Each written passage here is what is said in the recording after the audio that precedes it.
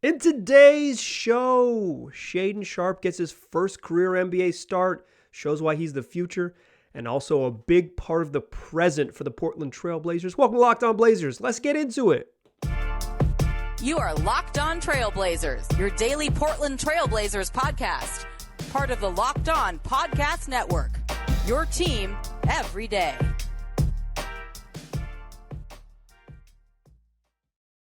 What up, world? It's your past first point guard and Trailblazers reporter, Mike Richmond. You're listening to another episode of Locked On Blazers, part of the Locked On Podcast Network, available wherever you get podcasts and also on YouTube. Thanks for making this show your first listen every single day. Free on all platforms, 5 days a week. The only daily Trailblazers podcast. Start your day listening to Locked On Blazers. Make it your first listen every day. It's Locked On Blazers, your team every day. Also your first listen as well.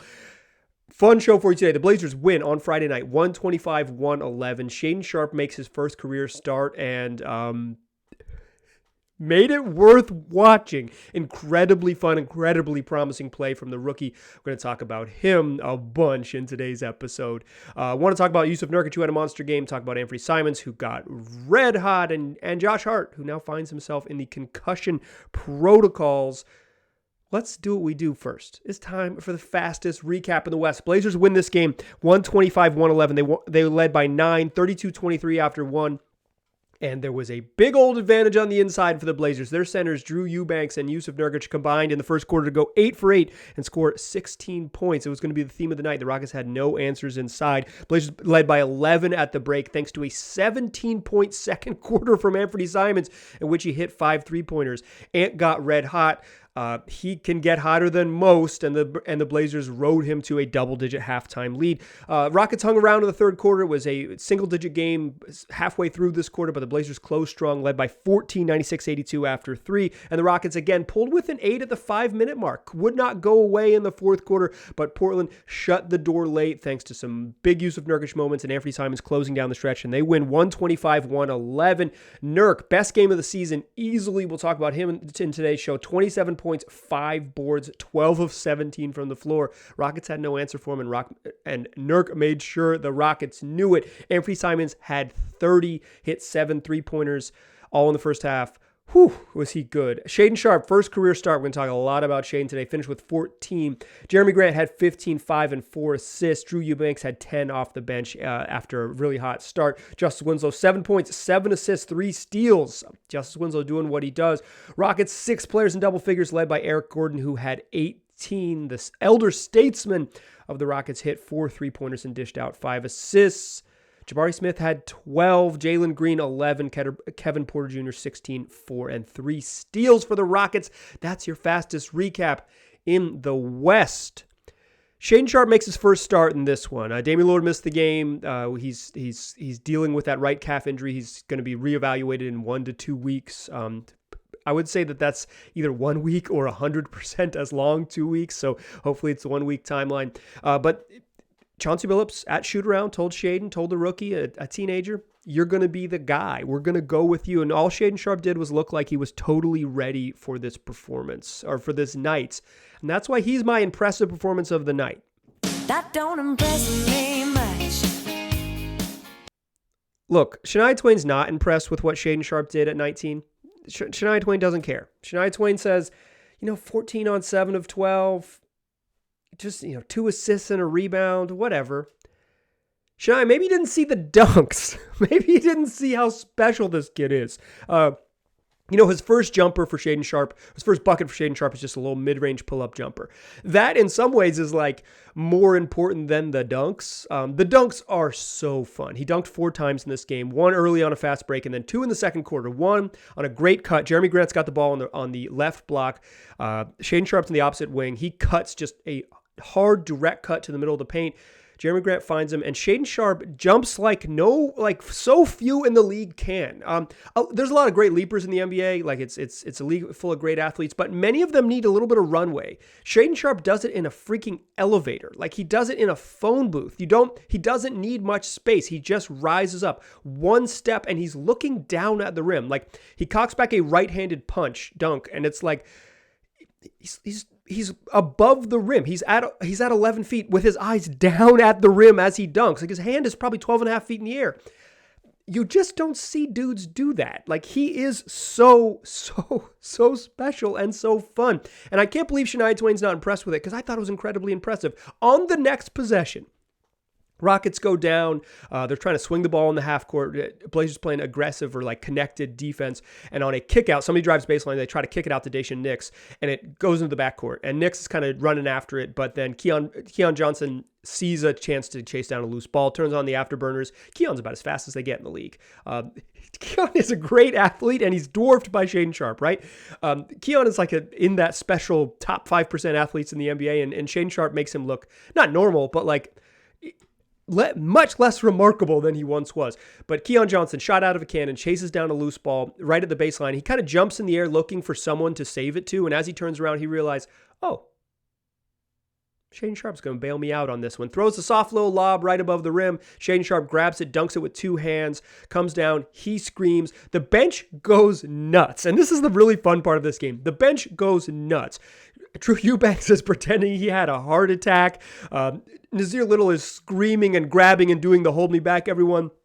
Damian Lillard has become a full-on fan. He is knees bent, arms out, screaming, smiling, eyes beaming. Like, Shayden Sharpe turned his teammates and his coworkers into fans in that moment. It's what Chauncey Billups called after the game must-see TV. In fact, Chauncey said that after that sequence of the back-to-back dunks, that it was like he wanted to run out on the court and give Shayden Sharpe a chest bump. He was getting that hyped, that excited. Sharpe is just, as Billups said, must-see TV, but he is just so special. And what I love about watching him is that what he's doing is he's so fluid and so smooth and so easy with it. Like, the dunks are wild, right? And that's what you'll remember is that it's like, how many people can do this? But there's not like they're taking a lot of effort. It's not like he's, at the very end of this game, Greg Brown ran down the court with under 10 seconds left and did a between the legs East Bay dunk with 4 seconds left that Chauncey Billups got mad about. He asked Greg, "What are you doing? What are you doing?" And then he immediately apologized to Rockets coach Stephen Silas, like, "Sorry, he's young, he doesn't know what he's doing." But like, that dunk takes a runway. That dunk takes a run out and a fast break and a special thing to do. I'm not doing a between the legs dunk in an NBA game is nuts. Like, that's wild. Very impressive from Greg Brown, but like, it's not rising up off one step off a straight line drive and jumping to 12 and a half feet in the air and cramming on someone. It is not the effortless athleticism that Shayden Sharpe is. It is not just like it looks like he jumps and has time to think about what he's going to do.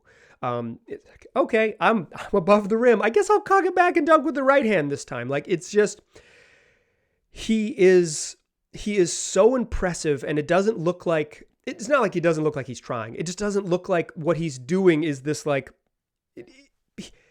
the idea that he could do this seems simple to him. I think that's the biggest compliment I could give him. It seems simple to him. Yeah, of course. Why not? But Shayden Sharpe remains, he's a teenager and he's still learning to play this game, and he's still somewhat of a mystery because he's so shy. So I want to talk a little bit about his personality, the person that he is, and like sort of getting to know the rookie in the second segment. Before I do that, however, I want to tell y'all about Bet Online. It's the fastest and easiest way to bet on all of your sports action. You want to bet on Shayden Sharpe to win Rookie of the Year, still juicy odds as I checked this today. Still over 2,000 plus 2,500 for Shayden Sharpe to win Rookie of the Year. That seems pretty good. Go win some money on Shayden Sharpe, or at least, go give away some money betting on your hopes. If you don't want to do that, you want to be maybe more serious, you could bet on college football, pro football all weekend long. Every NBA game, you're going to find odds in action. The NHL's in full swing. We've still got a couple games left of the MLB season. You're still going to get the final games of MLS playoffs. You're going to get soccer all over the globe. Whatever it is, you're going to find more of it on Bet Online. That's Bet Online, where the game starts. All right. Let's talk about Shayden Sharpe some more. This show's about Shayden Sharpe. Like, we'll talk about some other stuff, but 14 on 7 of 12 shooting. In his first career start, plays 30 minutes. Incredibly fun highlights that you can't resist. Effortless, just hops, effortless getting into his shots. He had his first shot's a little pull up from the right elbow. His last shot is fading baseline in space. Like he knows he gets to the right, he gets to his right. They want to keep him out of the paint because he has 4 highlight dunks so far. He's cramming on fools and putting them on, I guess, GIFs now. They're not posters. Nobody has posters. If you have a poster of Shayden Sharpe, send me a picture of your poster. But nobody has posters. Putting them on TikTok or whatever, like putting them on highlight reel. So they're walling him off to the paint, and he just slides smoothly to his right, takes a little fading pull-up cash, and it looks easy. He's so fluid and so clean and so smooth. A lot of 19-year-olds can shoot. A lot of 19-year-olds can dunk. The package that Shayden Sharpe has to do this without any collegiate basketball experience, right? To do this with just him figuring it out. Like Chauncey Billups said that, after the game, reporters are asking him, like, how did you know he was going to be ahead of schedule? Because I think there was an idea that you were going to be patient with him. It was going to take a little while. And Chauncey was like, I tried not to like read too much into the hype and just kind of like, I wanted to see him play. I was like, okay, maybe he's not ready. Maybe he won't be there, but let's get him out on the court and let's see him. So when he was there before training camp officially started playing, Chauncey Billups has taken note and said, this dude can play. In training camp, again, okay, this dude can play. And then reportedly, according to Jason Quick of The Athletic, that break between when the Blazers preseason ended and they had a week off before the actual regular season ended, Shayden Sharpe just continued to improve. And it was like, yeah, this dude has to play. We have to find a way to get him on the floor. And Billups had told reporters maybe a week ago, or maybe prior to the start of the regular season, that Sharpe was, that Joe Cronin had given him the go-ahead to redshirt Sharpe the whole year. If he didn't want to play him, there was no mandate to get the rookie in the game. It was just like, you know what? It's up to you, coach. You can figure this out. And Chauncey said he's too good not to play. And also Chauncey Billups believes this in a way that certainly not every coach does. See Thibodeau, Tom. That the best way for young guys to learn is to play. It's hard to get the seasoning you need in the league without being on the court. He wanted to throw Sharpe in the fire. And if he wasn't ready, then you pull him and you figure out the rest of it. But if he is ready, and he's going to be this special, let him be there. Let him get in there and have that opportunity and be able to seize it. I asked Billups, I said, like, so are you just like the rest of us and you watched a bunch of YouTube highlights of Shayden Sharpe? He goes, nah, I don't watch that YouTube S. And it's like, Chauncey, subscribe to Locked On Blazers. It's available on YouTube and wherever you get podcasts. No, but like Billups wanted to see Sharpe on the floor. He wanted to see it with his own eyes and make that call once he saw it with his own eyes. Sharpe's game is loud as heck. It is so loud. The highlights, like the bench going nuts, is one of the great moments of the Blazers season so far. Damian Lillard's joy at watching Shayden Sharpe is one of the great moments of the season. Damian Lillard after the game tweeted, Shayden Sharpe is special, with a little ellipses after it. And Shayden Sharpe is special. His game is loud. The man is not particularly loud himself. If you are sort of deep in the Blazers lore, if you listen to this podcast regularly, you remember that Shayden Sharpe rocked me at Media Day.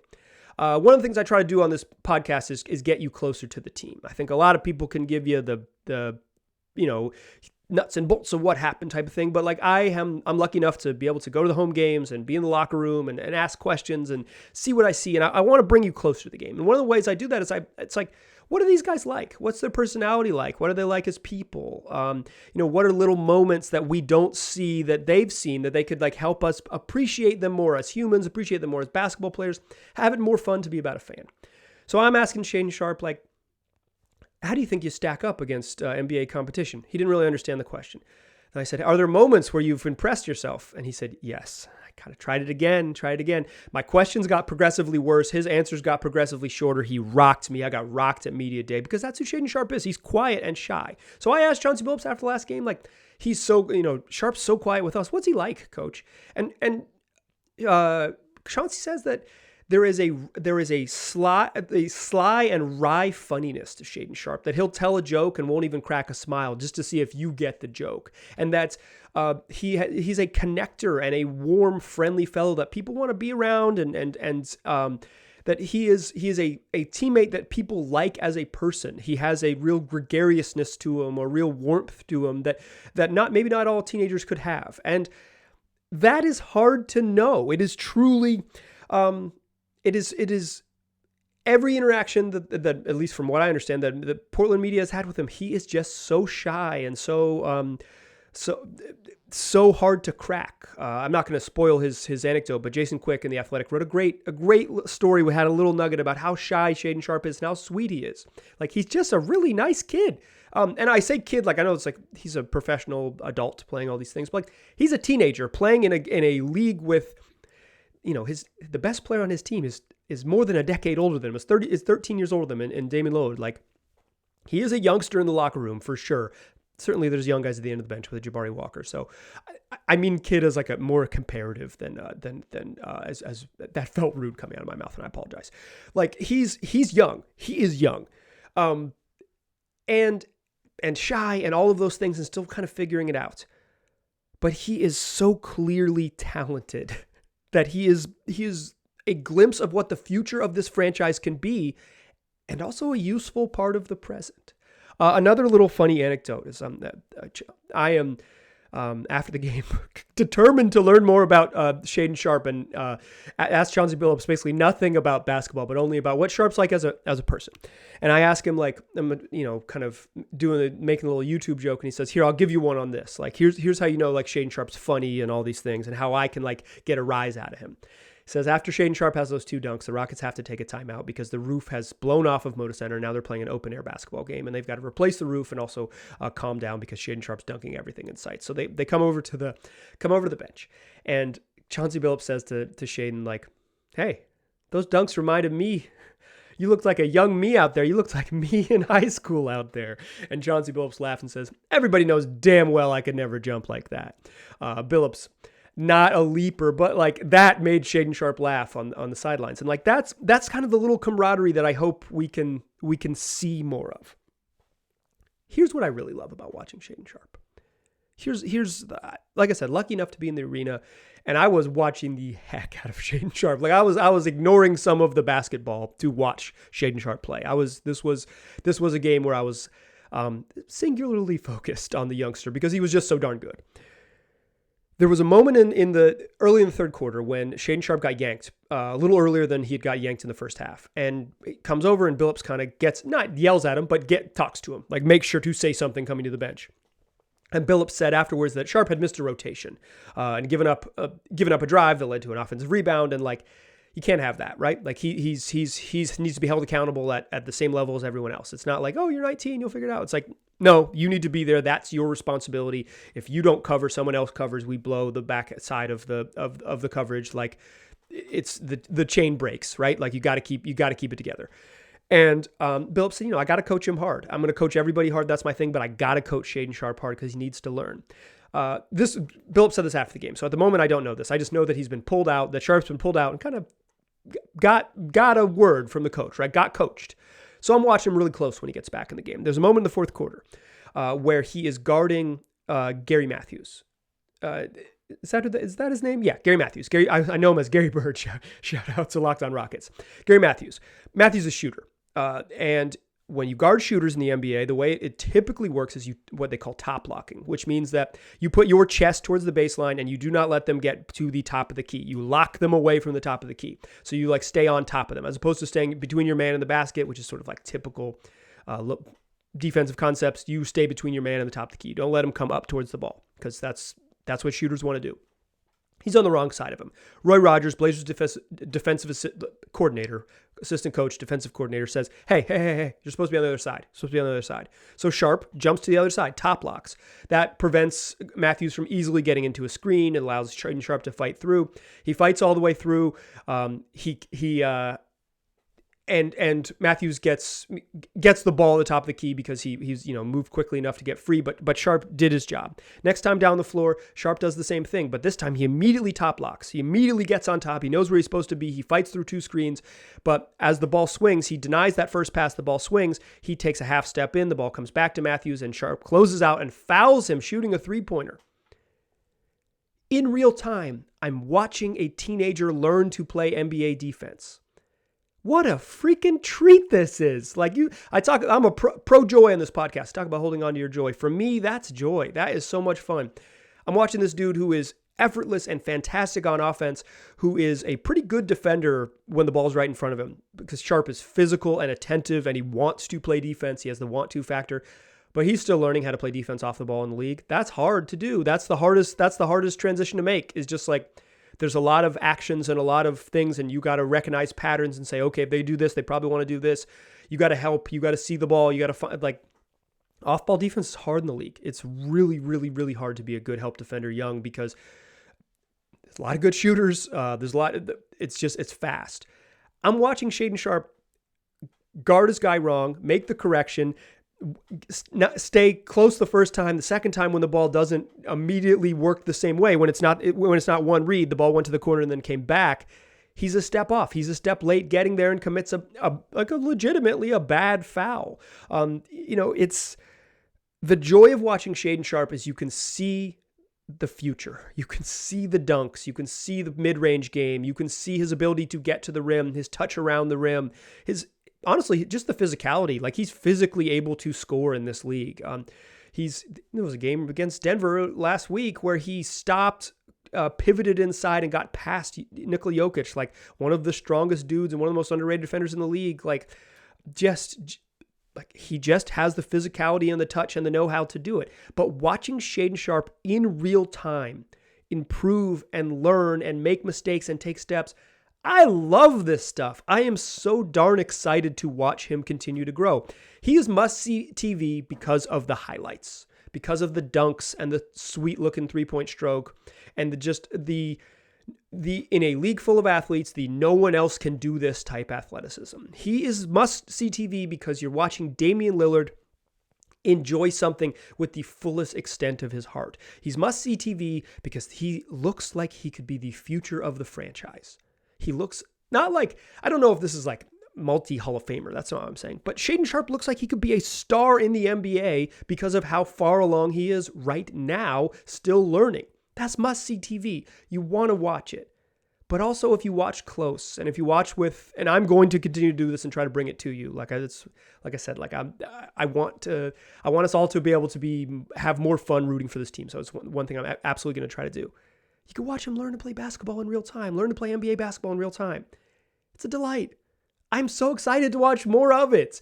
It's too bad they don't play till Wednesday. I'm ready to watch Shaedon Sharpe this morning. I'm recording this on a Sunday morning, so give me a Shaedon Sharpe noon tip-off. Let's go. I'm ready for it.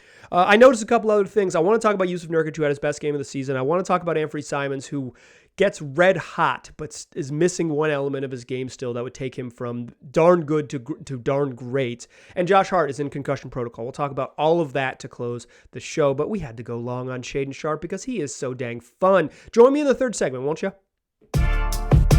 Still a pass first point guard. I'm still Mike Richmond, and you are still listening to Locked On Blazers. I got all my Shayden Sharpe thoughts out. I emptied the notebook on Shayden Sharpe, and I'm ready for more. I'm ready for more immediately. But this game against the Rockets was about more than just Shayden Sharpe. With 5 minutes left, the Blazers need another ball handler on the floor. They took Shayden Sharpe out of the game. It was more notable that Shayden Sharpe, if Shayden Sharpe had closed this game, finishing would have been more notable than starting. But in his first start, he looked ready to go and just fine, if not excellent. The Blazers closed the game with Justice Winslow on the floor, better ball handler, better defender. They needed both of those things at the time.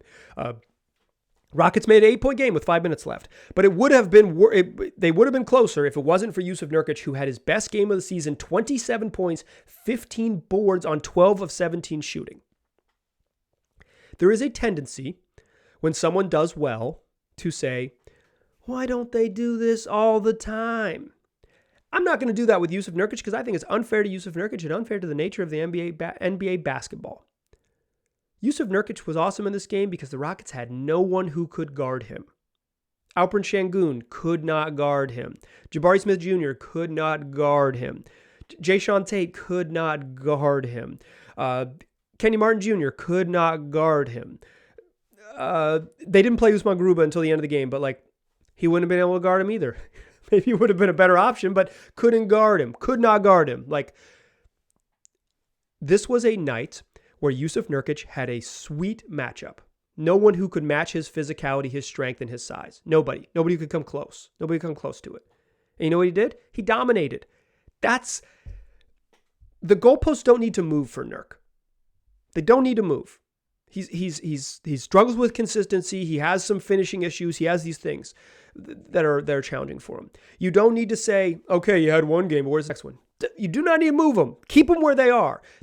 Today, or Friday, a couple days ago, Nurk was great on a night where he should have dominated. Dominating, taking care of business, and dominating when you're supposed to take care of business and dominate a lesser opponent is so hard to do in the league. Nurk did it. Good job. This was a great Nurk game. Couple occasions in the second half, Jusuf Nurkic did something that fans and media members clamor at him to do a bunch. He dunked. Dunked with two hands and dunked with certainty. Miss me with the if only he dunked all the time. Everyone wants to dunk. There are times when Jusuf Nurkic should take his time and be more patient around the rim. Chauncey Billups has called it when I've asked him in the past about Nurk playing off 2 feet. And I think that's a really good way to think about it. When he plays off 1 foot and little flip shots or jumps off the wrong foot or gets a little hurried so he's not getting his feet set and his balance under him, he looks bad. When he plays off 2 feet, he can be dominant. But do not get the dunks in this game confused with like Jusuf Nurkic, he could do this all the time stuff. 2 of his dunks were once Jae'Sean Tate flopped. Jusuf Nurkic looked down at the flop, said, "You're on the ground, I'm dunking." The next time, Alperen Şengün flopped. Jusuf Nurkic looked down at the flop and said, "Shouldn't have done that, I'm dunking." If dudes fall down and get out of his way, he can dunk. That's easy peasy, easy money. You want to see Jusuf Nurkic do that. This was not like a mindset thing. This was a matchup thing. Let's not move the goalposts. Let's congratulate him on taking advantage of a team like the Rockets, missing all of their front court players. They got a bunch of injuries to dudes in the front court who would be playing ahead of Şengün, and they wouldn't have to go super small in that second unit. Like they would have had in theory more answers. Bruno Fernando would have at least had a say, I guess, in whatever it was. But like, it's Jusuf Nurkic had his best game of the season, was awesome, was fantastic. Let's celebrate it. But the idea that he could do this all the time is silly, and anyone selling you that is missing the point. This was Jusuf Nurkic dominating a good matchup. And I think if you're a fan of him, a fan of this team, just say, yes, great job. Next time you have a matchup you can dominate, go dominate it. Check the little boxes. As I've hit my microphone for the second time, Jusuf Nurkic is making me talk with my hands and I'm smacking the mic. When Nurk plays against teams that are small and can't guard him, he has to play like they are small and he can't guard him. This was a great first night. Absolutely wonderful game from Nurk. Could have had the Shania Twain impressive performance of the night, but he didn't jump to 14 feet in the air and dunk, so he didn't get it. Another thing I want to mention about this, news notes from this game. Anfernee Simons went nuts in the second quarter. He had 5 threes in the second quarter, 17 points. The Rockets were much more attentive to him in the second half, and it showed one of Ant's weaknesses right now. His handle is just not where it needs to be. He does not have... His handle has improved a bunch over the last year, but he's got to tighten up his handle so he can get himself into the paint because, like, in that second quarter, Ant is so special. Like, he's so good on offense, but he's hitting all pull-up threes, right? Like, of his 5 threes, 3 of them came off the dribble, 2 of them were relocation threes. Nice pass, Josh Hart. But, like, he comes off pick and rolls and raises up effortlessly, and they swish, and he is so smooth and looks so clean coming out of his hand. Like, dude is a shooter's shooter. Kind of like a funky arm angle on his release, but it looks so clean coming out of his hands, and he's great at it. A great shooter. He scored 30 points in this game, and I think he left some stuff on the table because in the second half he just didn't get into the paint. He didn't look to get inside half court or inside the 3-point line, inside the arc. And some of it was because Kevin Porter Jr. was really aggressive with him away from the rim and looking to poke the ball away. And the Rockets were really attentive to Ant because he had burned them to the ground with 23 points in the first half. And so they were much more aggressive on not letting him get into clean 3-point looks. And I think his handle held him back a little bit in this game. I just like his ability to get into the paint. He only took 5 2-pointers in this game. He was 7 of 15 from 3 and 3 of 5 from inside the arc. One of those 2-pointers was an alley-oop fast break dunk. I don't think we can really count that. And the other 4 are various levels of driving layups. He had a and one late in the game when he got around a pick and roll, went to the rim, saw Şengün. Alperen Şengün is not a shot blocker. He's got slow feet. He's better on the other side of the court. Take advantage of him on defense. And Ant did. He finally got himself into the paint and got downhill. That was like with 4 minutes left in the game. It took him 20 minutes in the second half to really start attacking the rim. Some of that is just mindset stuff. Some of that is like what the defense was doing. And, they closed the end of the third quarter strong. It's like, whatever. They're up 16 in the fourth. But when the game was on the line, Ant certainly not, like it wasn't in the balance, but they needed some points to close this one out. And Ant started to attack, and you want to see that. The difference in him being a really, really, really good offensive player, which he already is right now today, and being a star, like being a all-star and like a dude who can be a multi-time all-star type of guy, is his ability to get into the lane.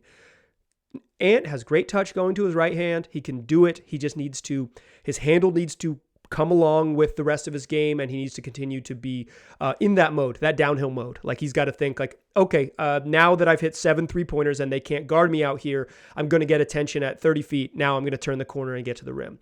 He's a good passer on the move. Like he has all of the tools to get there, except for the handle. If the handle catches up with the rest of his game, Ant goes from, he's already one of the best offensive players in the league. Let me be clear. I'll say it again. He's already one of the best offensive players in the league, but it's that step forward. Is that step forward to like true superstardom is the handle. That part of his game is what's going to determine what's next. Okay, a little bit of news before we get out of here. Josh Hart is in the concussion protocols. With about 4 minutes left, just under 4 minutes left in the second quarter, Josh Hart drove on the left side and got fouled and clanked his head on the floor when he landed. Immediately, I watched him sitting there watching, and from where we sit, we're looking directly at the bench from Media Row. Jessica Cohen, Blazers like head trainer, immediately says to Scott Brooks, "That looks bad. We need to do something about that." At the free throw line, Josh Hart was like blinking a little bit and rolling his head, like he clearly had bonked his head, right? Like, the NBA needs like a better rule where they can just say, hey, whatever, blue light, sorry, he's got to come out and like do some sort of eval in the back. Players are not going to want to do that. When there was a stoppage, maybe a minute later, Josh Hart went to the bench, and on the bench, Jessica Cohen is looking at the video on her iPad. She's showing it to Jeff Clark, another member of the Blazers health and performance staff. They're showing it to Scotty Brooks. Jeff Clark goes and talks to Josh Hart. And you know what Josh Hart does? He's a competitor. He says, "Nah, I'm fine. I'm good, baby. Like, don't worry about me. I'm good. I didn't even, my head on the ground. Yeah, I don't even know what you're talking about." Remained in the game, played a little bit longer in the second half. It is what it is. Like that, that's not a Blazers thing. It's an NBA thing. Then he goes into concussion protocol afterwards. Like he who knows the details on it. Maybe they just decided that he needs to go through the checklist, or maybe he said, "Hey, I have a headache today because I smashed my head on the ground," and then you got to go through the protocol. Blazers don't play again until Wednesday, so it means that he's got to pass checks on Monday and Tuesday and be cleared to go, and we'll see. But like, it was clear when it happened watching that he had just bonked his head, and it was clear when it happened that when he bonked his head that the team was aware of it and worried about it, and yet he still played more NBA basketball. The league has to figure that out. I don't think it's not a Blazer problem necessarily. Certainly not a Jessica Cohen problem. Maybe a Scotty Brooks problem. Hard to say. But like, the league has to figure out a way to protect players. That's like, it's dangerous. It's dangerous. Head stuff's dangerous. You want people to play. And players are never going to self-report because they're the most competitive people on earth. Like, that's how it works. So Josh Hart, there's no necessary timeline. It's just checks. It's when he can hit the checklist. So Hart could play Wednesday against Memphis. I will update you throughout the week on what the deal is with Josh Hart. But that was the moment, just under 4 minutes left in the second quarter when that happened. All right, that's today's show. Shayden Sharpe got me talking long. We had a long show today. Excited about Shayden Sharpe. Nice game from Ants. Nice game from Nurk. It's onward from here. Some off days ahead of this. We'll probably mix in a mailbag day coming up here. That will probably be on Tuesday's show, so look for that.